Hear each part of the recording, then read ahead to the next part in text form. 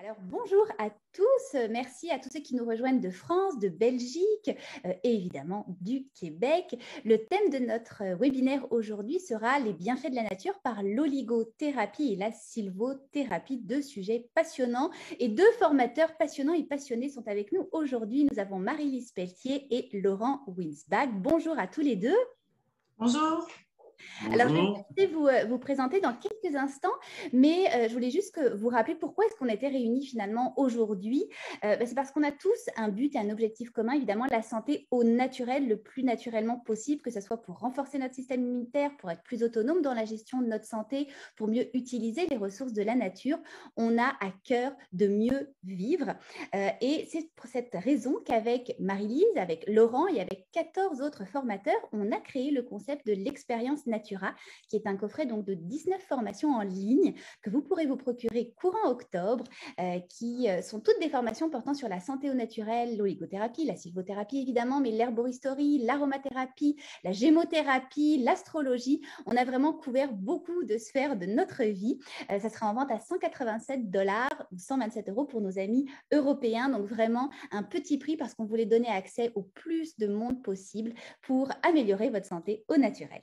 Alors maintenant, sans plus attendre, je vais vous laisser vous présenter. Alors Marie-Lise, toi, tu es naturothérapeute, homéopathe, directrice de l'Académie Énergie Santé et animatrice du podcast Réseau Santé. Alors j'ai envie de te demander comment tu es arrivée dans l'univers de la santé au naturel? L'univers de la santé au naturel est arrivé comme beaucoup de monde. C'est un problème de santé. Donc, quand j'ai eu 21 ans, j'ai fait un cancer. À ce moment-là, j'avais un enfant d'1 an. Puis, ils m'ont dit que j'aurais plus d'enfants, que j'avais pour 3 mois à vivre. Je ne suis pas morte encore. Puis, ça a fait changer ma vie. Je ne voudrais jamais que ma vie soit autrement. J'ai passé les mêmes étapes que beaucoup de monde, la chimiothérapie. Puis, à un moment donné, j'ai une de mes amies qui me parle, écoutez, qui me parle de Dr Kousmine. Ça fait longtemps, parce que ça fait longtemps qu'on parle de Kousmine, la crème Bodwig. Ça fait longtemps aussi. J'ai commencé à changer mon alimentation. J'ai vu vraiment des changements au niveau de mon énergie, au niveau de ma santé. Les médecins ne comprenaient pas comment ça se fait que j'allais de mieux en mieux. Et là-dessus, j'ai eu 3 autres enfants. Fait qu'ils m'ont dit que j'en aurais jamais, puis je ne suis pas morte. Fait que je peux vous dire que ça a très bien fonctionné. Cette passion m'a amené d'avoir le goût que tout le monde, qu'on soit tous ensemble pour la santé, qu'on prenne tout soin de notre santé. Donc, j'ai ouvert un magasin de produits naturels, un petit aliment de santé pendant 10 ans. Fait que j'ai eu le temps d'échanger, en même temps que de prendre plein de cours de naturopathie, d'homéopathie, l'homéo. Je suis homéopathe, j'adore l'homéopathie. Puis tout ça m'a fait aimer puis amener à ce que je fais aujourd'hui, d'avoir le goût de donner des cours. Fait que je donne des cours de formation dans mon école, de faire de la consultation, de faire des conférences, des congrès, des événements, le podcast, la TV. Oh my God, je voudrais que tout le monde soit dans le même mood que moi et qu'on soit tous ensemble pour la santé. Génial. Alors, je me tourne vers toi, Laurent. Laurent, tu es coach nature, bien-être et sophrologue. Tu as fondé l'entreprise Rester Nature. Alors, un petit peu la même question que Marie-Lise. Comment tu es arrivée dans l'univers des arbres? Alors, moi aussi, c'est qu'au point de départ, je n'allais pas bien, en fait.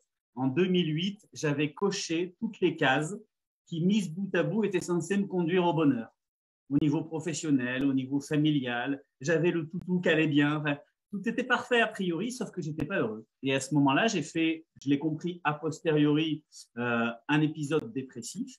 Et ce qui m'a sorti de là, ce sont les plantes, en fait. Au printemps 2008, quand la nature, elle s'est réveillée, j'habitais dans l'Aveyron à l'époque, un peu au centre, le bas du centre de la France, on va dire.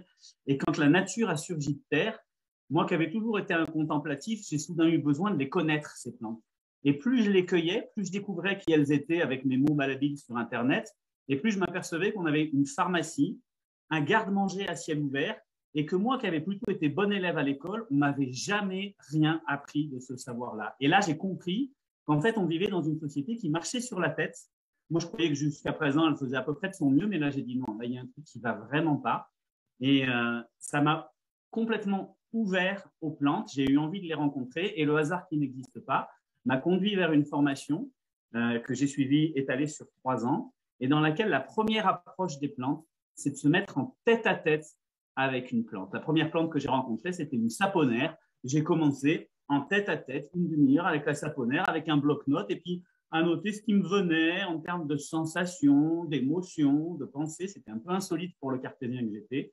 Et là, je me suis aperçu que j'avais la capacité, oui, d'entrer en communication avec cette plante. Et par extension, si on peut le faire avec une petite plante, on peut aussi le faire avec les plus grandes que nous avons autour de nous, à savoir les arbres. Et ça m'a complètement fasciné. Quand j'ai fini cette formation de 3 ans, j'ai enchaîné avec une autre formation de 2 ans pour me former à ce qui me passionnait vraiment, c'est-à-dire l'accompagnement émotionnel et psychologique des personnes grâce à la nature et grâce aux arbres en particulier. Génial. Et bien, quant à moi, moi, je suis française d'origine et ça fait 20 ans que j'habite maintenant au Québec. Je suis mariée avec un Québécois et la santé au naturel a toujours fait partie de ma vie quand j'étais petite et plus tard actuellement. Mon mari est le fondateur du magazine Vitalité Québec, donc qui est la référence sur la santé au naturel au Québec. Alors évidemment, la santé au naturel, c'est une philosophie de vie pour nous. Donc je suis vraiment heureuse de vous avoir tous les deux aujourd'hui. Alors Marie-Lise, on va parler avec toi un petit peu aujourd'hui des oligo-éléments. Alors, on entend évidemment ce mot, mais peut-être qu'on ne sait pas exactement ce que c'est. J'aimerais que tu nous dises, en gros, qu'est-ce que c'est un oligo-élément, puis qu'est-ce qu'il nous apporte? Les oligo-éléments, dans le fond, ce que ça veut dire, c'est des substances minérales présentes à l'état naturel dans l'organisme et en quantité minime. Elles participent en tant que catalysateurs aux réactions intracellulaires. C'est des petites quantités, c'est des choses qu'on a besoin, c'est des choses que notre corps a besoin. On en consomme à tous les jours. On ne se rend pas compte. Quand on mange des légumes, dans nos légumes, il y a des minéraux et des oligo-éléments. Fait que les oligo-éléments, c'est présent donc dans des petites et faibles quantités dans notre corps, dans l'organisme en fait, puis c'est indispensable à l'équilibre, au processus, de tout le processus en fait de nos signes vitaux en fait de notre vie. Puis les oligo-éléments, c'est une classe de nutriments, des éléments minéraux purs à la vie. C'est une classe de nutriments. Puis malheureusement, souvent du monde, il s'arrête aux macro-éléments, le calcium, le magnésium. Et pourtant, des oligo-éléments, on en a tout autant de besoin. Tu manques d'un seul petit oligo-élément, puis ça peut tout faire pas bien fonctionner le reste du corps. Fait que des fois, on ne se rend pas compte, puis il y en a, hein. Puis les oligo-éléments, on les retrouve dans notre, puis minéraux, dans notre plasma sanguin. Fait que notre plasma sanguin, c'est le sang qui circule dans notre corps. Si on l'analyse, là, on va en trouver jusqu'à 72, 80 minéraux et oligo-éléments qu'on sert pour faire fonctionner tout notre corps au complet, que ce soit pour l'énergie, que ce soit la fatigue, que ce soit pour l'immunité. Ce qui est triste aujourd'hui, c'est que dans notre alimentation, bien, on va manger une carotte, c'est plus comme dans le temps. Ce n'est pas la carotte de jardin. Là. Quand tu la manges, tu t'aperçois que ça n'a pas le même goût. Bien, c'est ça. Moi, je dis au monde, faites la différence entre une carotte biologique puis une carotte qu'on achète régulièrement. Juste la manger. Vous allez voir une grosse différence de goût, mais si on l'analyserait, nos sols sont rendus tellement pauvres qu'on n'est plus capable de trouver les minéraux et oligo-éléments qu'on avait auparavant. Puis ce qui est triste, c'est que ça paraît beaucoup sur notre système aussi. Là. Et alors, quels seraient les aliments, tu dirais, les plus riches en oligo-éléments? Surtout, je te dirais facile, les légumes verts. On pense toujours que c'est triste de dire le lait, mais les légumes verts. Puis c'est pas drôle parce que moi, je me dis, allez regarder les vaches là, dans le champ ou le cheval. Les animaux dans le pré, ils font quoi? Ils broutent de l'herbe. Hein? Fait que quand tu broutes de l'herbe, tu manges les minéraux, puis eux autres, ils n'ont pas d'arthrite, ils n'ont pas de problème, puis pourtant, ils broutent de l'herbe, puis ils n'ont pas de calcium qui leur manque. Ils ne boivent pas de lait, ces animaux-là. Je ne suis pas contre le lait, là. Je vais juste vous dire que les légumes verts, tout ce qui est légumes, ce qui vient de la terre, parce que les minéraux, c'est beaucoup dans la terre, sont vraiment des bonnes sources de minéraux. Génial. Alors, je me tourne vers toi, Laurent. Et d'ailleurs, à tous les participants qui sont là avec nous, n'hésitez pas à poser vos questions, hein, que ce soit dans la petite partie conversée en bas ou questions-réponses en anonyme. Puis je les poserai avec grand plaisir à nos formateurs. Alors, Laurent, explique-nous, toi, les grands principes de la sylvothérapie. Alors, au début des années 80, au Japon, ils se sont aperçus que les tokyoïdes qui vivaient entassés les uns sur les autres étaient stressés. Et ils se sont aperçus aussi que quand ils emmenaient les tokyoïdes se balader en forêt, eh ben, ça les déstressait. Donc, le ministère japonais de la Santé a créé ce qu'il appelle des bains de forêt. Ça se dit Shinrin-yoku au Japon et ça a été traduit par sylvothérapie en français. L'idée, c'est d'amener les gens à s'immerger dans la forêt pour se faire du bien et en particulier pour agir sur le stress. Ça, c'est, on va dire, la définition traditionnelle de ce qu'est la sylvothérapie. Ma façon à moi de pratiquer la sylvothérapie se passe bien sûr au contact des arbres, en forêt, mais ça peut aussi se passer dans un parc, ça peut aussi se passer, même je dirais, dans une rue où il y a des arbres qui sont plantés en pleine ville, parce que l'idée, ça va être moins de s'imprégner complètement de l'ambiance de la forêt, qui en ville n'est pas présente, mais par contre d'entrer en communication directe avec l'arbre. Que je disais tout à l'heure, on se met en tête à tête et on se met en situation de se dire, en face de moi, j'ai un être vivant. Cet être vivant, si au lieu de passer une demi-heure en tête à tête avec mon amoureuse ou mon amoureux, c'était avec lui que je le passais, qu'est-ce qu'il me raconterait? Qu'est-ce qui se passerait en moi? Et ce que j'ai envie de vous dire dans cette conférence à distance où nous ne sommes pas dans la nature, c'est surtout ne me croyez pas sur parole, mais faites l'expérience sensible vous-même. Allez voir qu'est-ce qui se passe quand vous vous mettez en situation d'échanger, de dialoguer avec un arbre. Eh bien, je vous garantis que ce n'est pas neutre, qu'il se passe des choses absolument incroyables et que selon l'espèce d'arbre que vous allez choisir, vous allez vivre une expérience radicalement différente. Même si vous êtes la même personne, si vous allez voir un bouleau et que vous passez une demi-heure avec le bouleau, eh ben, il ne va pas vous chanter la même chanson, il ne va pas vous raconter la même histoire que si vous allez rencontrer un chêne ou un sapin. Donc, l'idée, c'est que pratiquer cela, parce qu'encore une fois, ce n'est pas théorique, ça passe vraiment par l'expérience sensible, l'expérience des sens, y compris notre sixième sens, notre intuition. Pratiquer ça, ça nous permet vraiment d'avoir un nouveau regard sur la nature, complètement réenchanté. D'un seul coup, on a des centaines de milliers d'amis que jusqu'à présent, on ne regardait pas, on ignorait. Et là, d'un seul coup, on peut se mettre à discuter avec eux. Non seulement on discute avec eux, mais comme dans la vie d'un arbre, il n'y a pas 36 000 autres ambitions que être lui-même.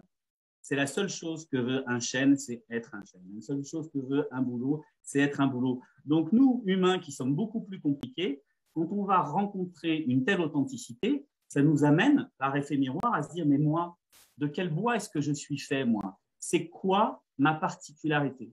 Donc, ça invite à un travail de développement personnel, de connaissance de soi, et qui, moi, me fascine et que j'explore depuis plus de 10 ans maintenant.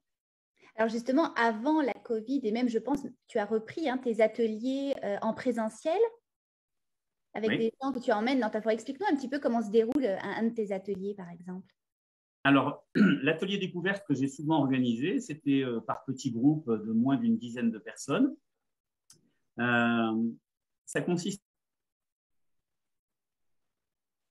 nous avons une... en essences d'arbres. Donc, dans une journée, on en fait 3, 4 maximum, parce qu'il y a aussi énormément de temps d'échange pour que les participants puissent mettre des mots sur l'expérience qu'ils viennent de vivre, expérience qui est souvent déroutante, parce que la plupart des gens qui venaient dans les ateliers découvertes, c'était la première fois qu'ils se livraient à ce genre d'expérience insolite.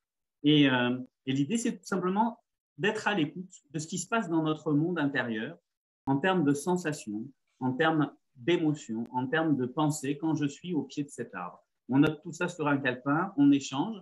Et encore une fois, ne me croyez pas sur parole, mais ce qui jaillit de l'expérience, quand par exemple tout le monde a rencontré le frêne, eh bien, on va s'apercevoir que oui, il y a des points communs. Et même si chacun a eu sa manière bien particulière de rencontrer le frêne, tous les participants sont vraiment rentrés en communication avec ce qu'on pourrait appeler le caractère particulier, l'essence du frêne que partagent tous les autres frênes de la planète, mais qui est très différente de celle d'un saule ou d'une épine. Génial. Donc, ça nous renvoie finalement à nos propres émotions et à ce qu'on est en train de vivre. Oui, il y a un énorme effet miroir et ça joue beaucoup sur qu'est-ce qui est en train de se passer ici et maintenant.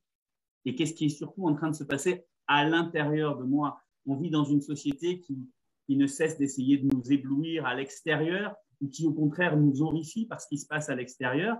Mais en réalité, ma façon d'appréhender le monde, est-ce qu'elle est agréable ou désagréable? Ça dépend de ce qui se passe dans mon monde intérieur. Et donc, l'idée, c'est d'aller rentrer en contact avec ce monde intérieur qu'on a parfois perdu de vue tellement il est là, et de s'apercevoir que, mais, ah ouais, c'est vrai que je réagis comme ça, c'est vrai que ça parle de moi, c'est vrai que là, j'ai réagi de telle manière au pied de tel arbre, qu'il y a une grosse émotion qui est venue, ça ne l'a pas fait à tout le monde, mais ça rebondit avec telle blessure d'enfance que j'ai, etc. Donc, voilà, c'est un vrai travail d'introspection et qui est facilité, c'est ça qui est étonnant, par un être qui, lui, est à l'extérieur de nous, mais qui va faire miroir et nous permettre de découvrir des tas de choses sur nous. Génial, passionnant. Je me retourne vers toi, Marie-Lise. Alors évidemment, on le sait, on vit une situation qui n'est pas facile, qui est assez extraordinaire d'un point de vue littéral. Et on a évidemment peut-être une envie de booster notre système immunitaire. Hein. En plus, l'automne arrive, changement de saison. Quels seraient les meilleurs oligo-éléments pour justement booster son système immunitaire? C'est un petit peu ce qu'on va apprendre, en fait, dans ma formation. Dans la formation, c'est sûr, rapide, je vais répondre à ta question, mais je veux juste qu'on sache que je vais parler de les oligo-éléments, qu'il y a deux sortes d'oligo-éléments. Premièrement, il y a des oligo-éléments qui viennent des plantes, la phyto-oligo-éléments, puis il y en a d'autres qui viennent des minéraux de l'eau, vraiment liquides, les roches. Fait que déjà, on va apprendre la différence entre les deux, qui sont en granules ou en liquide. Parce que des fois, les maris, les enfants, c'est plus facile en petites granules. Puis, je vais vous parler aussi qu'il y a des unitaires et des complexes dans l'histoire aussi des oligo-éléments, parce que ta question, la réponse, c'est justement, je prendrais une formule complexe.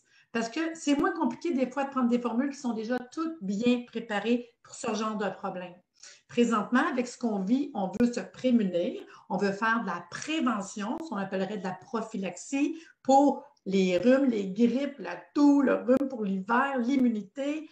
Mais à ce moment-là, ça serait deux oligo-éléments qui sont composés et ça serait cuivre, or, argent. Et l'autre, ça serait manganèse, cuivre. Le cuivre or argent, toute prête dans une petite bouteille. En fait, c'est pas compliqué, mais celui-là, c'est pour la convalescence, l'énergie. Tandis que le manganèse cuivre, c'est pour les maladies saisonnières à répétition, comme les otites, l'amygdalite, la grippe, etc. Si on prend les deux en prévention, comme là, c'est la période, ça peut être pris juste une couple de fois par semaine pour toute la famille, puis se prémunir à être prête à combattre les maux d'hiver. Si on ne m'a pas écouté, qu'on n'a pas pris la formation, puis qu'on commence à être malade, ça va être les mêmes remèdes, sauf que ça va être pris plus souvent parce qu'on va être en aigu. Moi, je préfère la prévention que de travailler trop dans le curatif, mais souvent, quand on n'est pas prêt, ça serait les deux indispensables. Cuivre argent et manganèse cuivre. Normalement, là, dans une famille, on devrait avoir ça. Mais il faut savoir quand même que dans la formation, on va parler des sels, des oligo-éléments. Je vais vous parler, c'est quoi un oligo-élément, pourquoi qu'on appelle ça comme ça, l'action des oligo-éléments, comprendre, agir, lequel qu'on devrait prendre, vous informer de l'action des oligo-éléments dans votre corps, les besoins, parce qu'on n'en a peut-être pas tous besoin de toute façon, là. Les risques, y a-t-il des risques? Y a-t-il des interactions? On peut-tu donner ça à n'importe qui? Est-ce qu'il y a du danger? C'est quand même intéressant de savoir ça. Puis, comment on va combler puis éviter les carences. Puis, de toute façon, quelque chose de facile, j'ai même mis une table des matières à la fin avec tous les index thérapeutiques parce qu'on ne se souvient pas de toutes non plus, là. Exact. Alors justement, il y a une question en anonyme qui nous dit, on a beaucoup entendu parler du zinc ces derniers mois. Quel est l'effet exact du zinc sur notre corps? Mais le zinc, moi, tout de suite, je vous dirais, c'est un oligo-élément qui n'est pas nécessairement facile à retrouver dans l'alimentation. Fait que déjà, ça me ferait comme A, parce qu'on va le retrouver souvent beaucoup plus dans les fruits de mer, mettons. Fait que si on a quelqu'un qui ne mange pas de fruits de mer, ben ces minéraux-là, ils vont être plus difficiles à trouver. Par contre, le zinc est un oligo-élément qu'on commence à connaître de plus en plus. Puis moi, la première chose qui me sort quand je parle du zinc, ben, j'irais travailler beaucoup, surtout au niveau de la prostate. Hein? Je veux juste vous dire que pour les troubles de prostate, le zinc est vraiment super bon. C'est bon pour l'énergie en général, la fatigue. Quelqu'un qui veut travailler sur un anti-vieillissement vous aider quand on parle d'un antioxydant, j'irais travailler avec le zinc. Mais il n'y a pas vraiment de danger. Souvent, ce qu'on entend parler, exemple comme tu me dis avec le zinc, le problème, c'est le monde qui le prend en pondéral. Ça veut dire en quelque chose qui est en concentré. Ça, moi, j'aime moins ça, c'est sûr. Quand je vous parle en oligo-éléments, c'est 0,0000, c'est trace, là. Moi, ça vient de m'enlever un paquet de problèmes au niveau d'interaction, danger. Fait que moi, personnellement, je vais dire aux gens, si vous le prenez, prenez-le en oligo-éléments, vous venez de vous enlever une grosse pression. Comme l'oligo-élément, c'est comme si je mettrais, je bois de l'eau et des minéraux dedans, mon zinc est dedans, là. Tu sais, je dis, il ne faut pas avoir des craintes. Il y a des craintes quand on commence à être pondéral, concentré, en comprimé, l'assimiler, parce que les minéraux, une des, pas, je ne vais pas dire contre-indication, mais un des problèmes, ça peut se déposer si on ne les assimile pas bien. Puis se déposer, on peut faire des pierres. On peut faire des pierres autant au niveau rein ou vésicule biliaire, des dépôts calcaires. Et c'est doublement pour ça que quand on connaît les oligo-éléments, il y a pas mal moins de crainte. C'est pour ça que moi, c'est là que je vous amène. Je vous amène des oligo-éléments, ça monte la crainte, c'est facile à prendre pour tout le monde, puis il n'y aura pas plein d'interactions, il n'y aura pas plein de problèmes, justement, de trop de concentration. Parfait, merci. Alors, je me tourne vers toi, Laurent. Est-ce que tu pourrais nous donner toi aussi quelques conseils pour, ou quels seraient les arbres qui nous permettraient peut-être de renforcer notre énergie ou de booster notre énergie et de diminuer notre stress, notre anxiété qui, on ne va pas se le cacher, a été plus mise à l'épreuve ces derniers mois? Alors, le meilleur arbre pour vous, c'est celui qui vous attire. Quand je propose des ateliers très courts, j'appelle ça du speed dating végétal.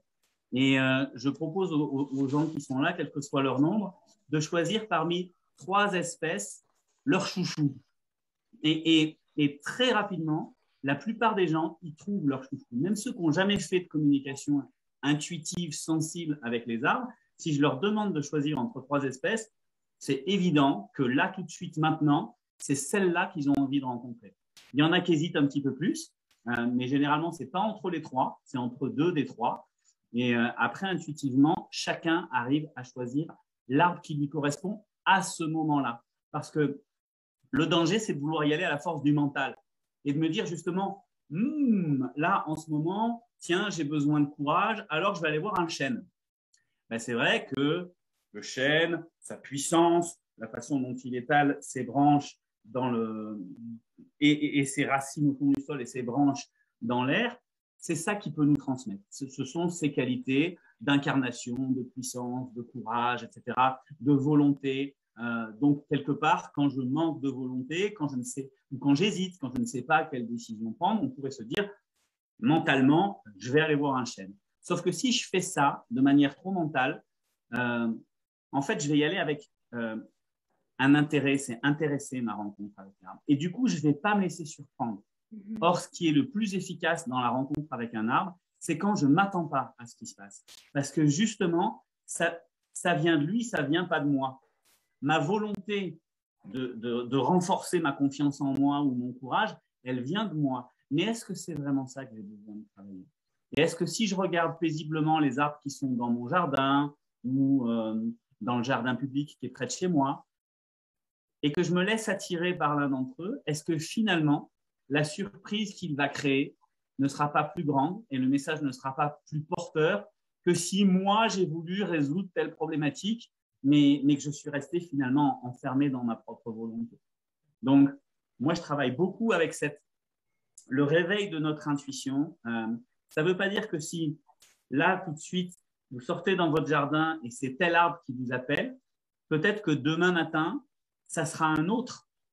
Parce que votre besoin ne sera pas le même et que le message qu'il peut vous délivrer ne sera pas le même. Donc, oui, c'est vrai, chaque essence a grosso modo un pouvoir particulier. Mais attention à ne pas vouloir jouer les apprentis sorciers en voulant s'accaparer ce pouvoir. Ce n'est pas comme ça que ça marche. C'est plutôt qu'il y a un appel et cet appel, qu'est-ce qui va naître derrière ça? Eh ben, on n'en sait rien. Je peux vous dire une anecdote très rapide. Dans mon jardin, j'ai des saules cendrées. J'allais jamais les voir, quasiment jamais. C'est pas l'arbre qui m'attire. Il y en a toujours un plus pimpant, un plus lumineux. Et puis, il y a 3 jours, je ne sais pas pourquoi, hop, j'y suis allé, il m'a appelé. Et j'ai pris une énorme leçon d'humilité auprès de cet arbre. J'ai été complètement surpris. Moi qui vais régulièrement discuter avec les arbres, je me laisse encore surprendre parce que justement, je ne me suis pas dit, tiens, là de quoi j'ai besoin, là tout de suite, qu'est-ce qui me ferait plaisir? J'ai écouté quel était celui qui avait envie de me causer. C'était lui que je n'avais pas l'habitude de rencontrer. Et au bout du compte, ben, c'est enchanteur la rencontre que j'ai faite avec lui. Donc laissez-vous surprendre, faites-vous confiance dès le départ. Le bon arbre pour vous, c'est celui qui vous attire. Moi, je vais juste dire quelque chose. Oui. Parce que moi, je l'écoute depuis tout à l'heure, je suis crampée, tu sais. Parce que j'ai planté 200 boutures de saule Mia cette année. Fait que j'imagine c'est parce qu'il me parlait. Ouais, il te parle déjà. Je fais des bonsaïs, puis l'année passée, j'ai fait à peu près, mettons, je te dirais une trentaine de bonsaïs de mélèze. C'est les 2 arbres qui me parlent depuis 1 an. Fait que moi, je suis crampée de t'écouter. Puis ça, je ris. Puis je reste dans un bois comme Aurore aussi. Fait que je trouve ça cute. Moi, ça me parle au bout, là. Oui, c'est vraiment intéressant. Puis ce qui est intéressant, Laurent, c'est qu'effectivement, tu nous expliques qu'il n'y a pas un mode d'emploi où je prends ma fiche, puis bon, ben, tel arbre me donne telle émotion. Il faut vraiment se faire confiance et puis y aller avec nos propres émotions, ce qui n'est pas toujours facile parce que dans la vie dans laquelle on vit, on a souvent tendance à vouloir se raccrocher à des principes de base, etc. Mais il faut se laisser aller. Hein. Et puis, il y a, en tout cas, moi, à la base, je suis un cartésien. Moi, je suis issu de l'éducation nationale. Mes 2 parents étaient dans l'éducation nationale. J'ai fait des études scientifiques. Donc, moi, à la base, je pars du principe que parler aux arbres, c'est complètement loufoque. Si on m'avait dit quand j'avais 17 ans qu'un jour, je ferais des stages dans la nature, que j'irais même jusqu'à m'afficher sur Internet, dans des webinaires, à faire des formations en ligne pour dire ouais, je vais vous apprendre à communiquer avec les arbres si ça vous intéresse. J'aurais dit, mais c'est pas possible, j'ai mal tourné. Quel échec!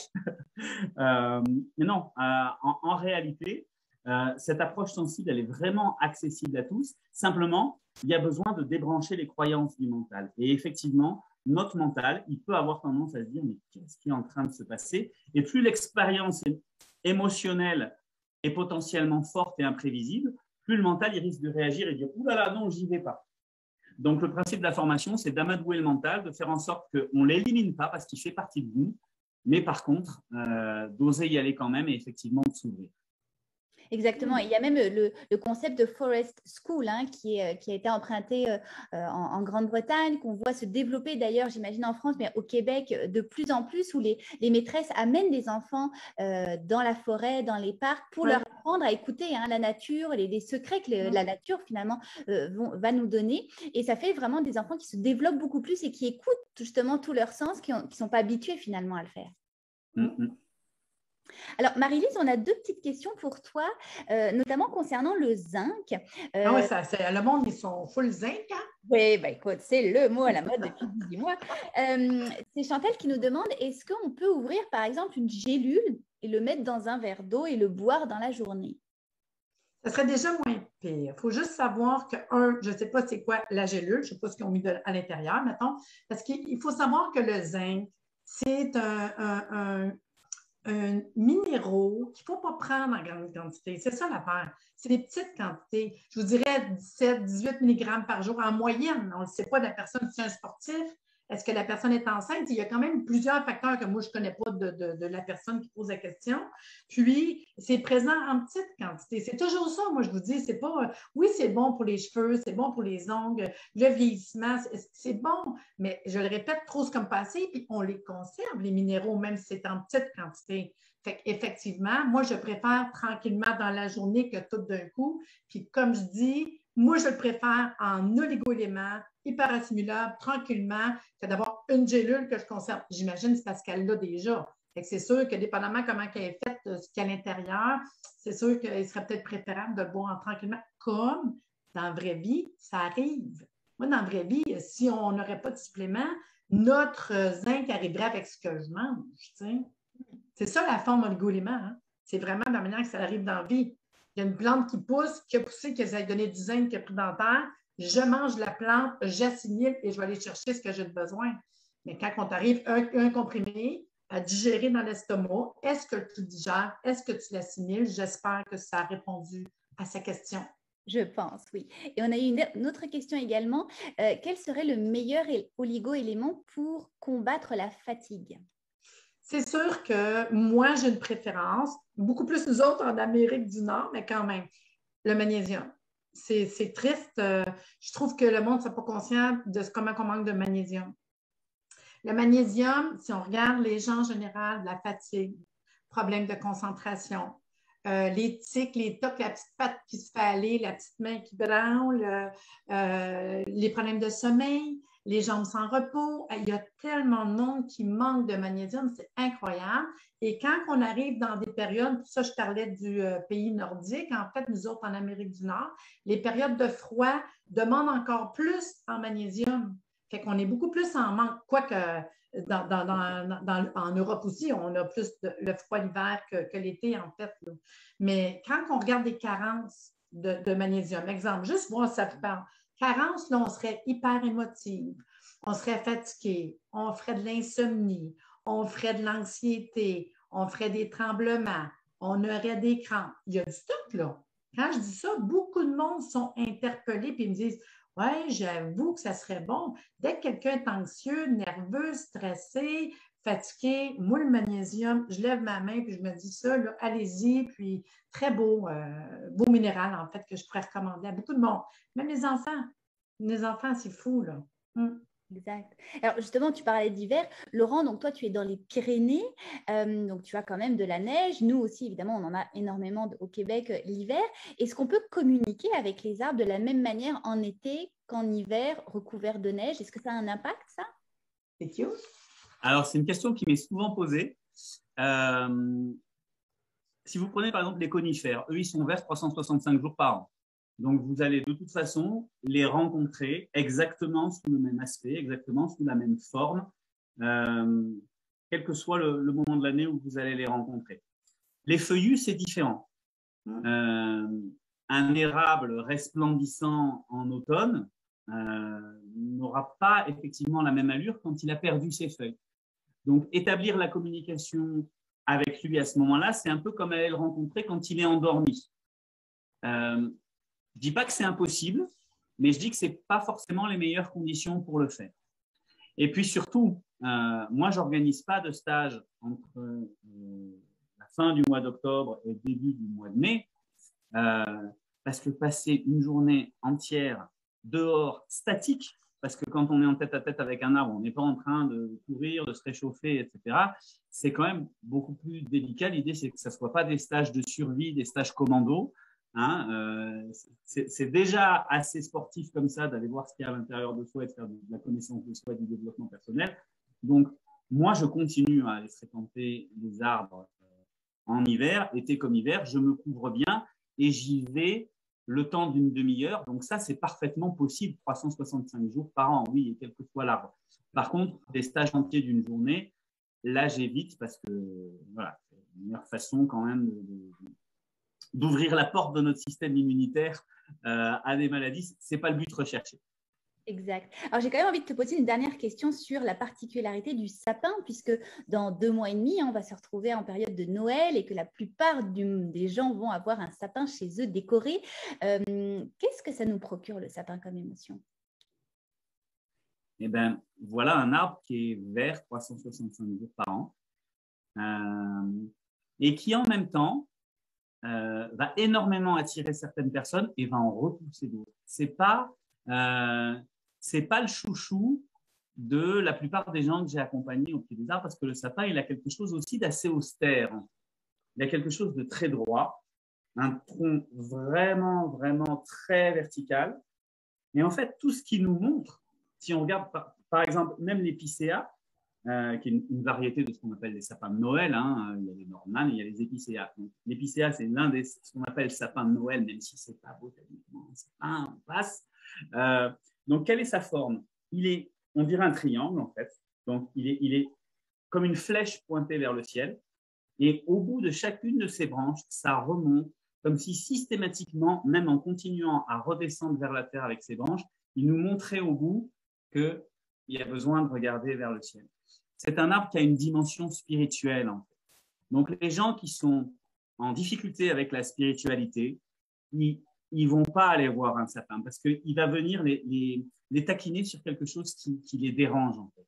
C'est un arbre aussi qui va évoquer à la fois la vie permanente, parce que avec cette verdure constante toute l'année, on est tout le temps dans la vie, mais en même temps, si je me mets au pied du sapin et que je regarde comment ça se passe au niveau de ses branches, je m'aperçois que à l'intérieur, là où il n'y a pas de lumière, il n'y a plus aucune aiguille, il a tout laissé tomber, il est comme décharné. Et il y a des gens que ça renvoie à la mort. Qu'est-ce que c'est que ça? Donc, ils deviennent obnubilés par ce que leur montre le sapin à l'intérieur. Ils perdent de vue ce qui leur montre aussi à l'extérieur. Donc, voilà, le sapin, c'est un arbre qui vient nous titiller sur notre relation à ce qui nous dépasse, à ce qui est plus grand que nous, notre relation à ce qui nous effraie aussi. En tout cas, on est rarement très agréablement en contact avec la mort. Donc, c'est un arbre qui peut être un petit peu dérangeant et ce n'est pas un hasard s'il a été associé au fête de Noël, qui est la naissance du Sauveur, bon, on sait comment il finit aussi. Donc, voilà, il y a toute une symbolique, même si je crois que l'origine du sapin de Noël est bien antérieure au christianisme, qui l'a ensuite récupéré comme beaucoup de fêtes païennes, en fait, le solstice d'hiver, etc.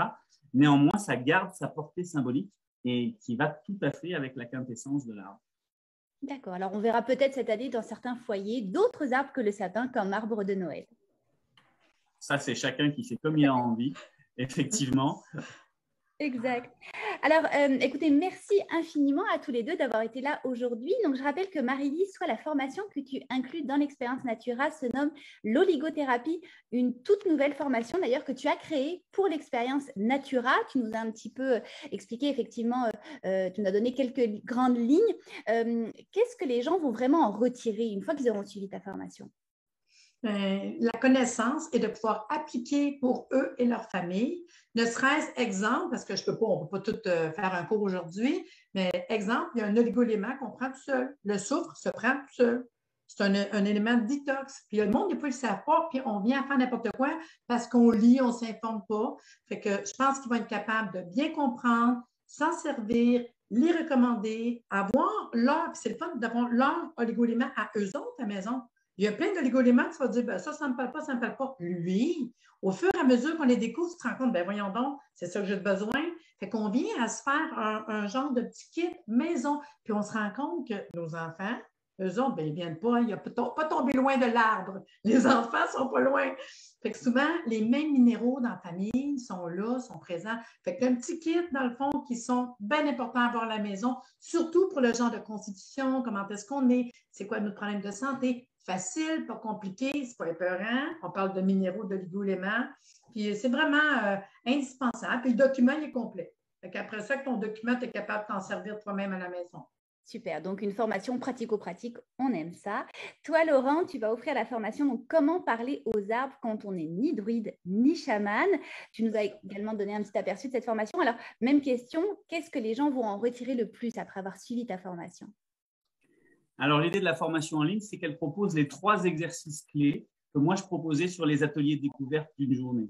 Simplement, plutôt que d'être obligé de les suivre sur une journée en venant dans les Pyrénées avec moi, là, il y a la possibilité de faire ces exercices à son propre rythme, avec les arbres qui sont près de chez soi, y compris si on habite en ville.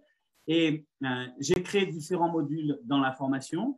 Avant les 3 exercices, j'ai tenté de répondre à toutes les questions que me posaient les stagiaires avant d'être sur le terrain, parce qu'il y en a, il y a une curiosité, il y a une impatience.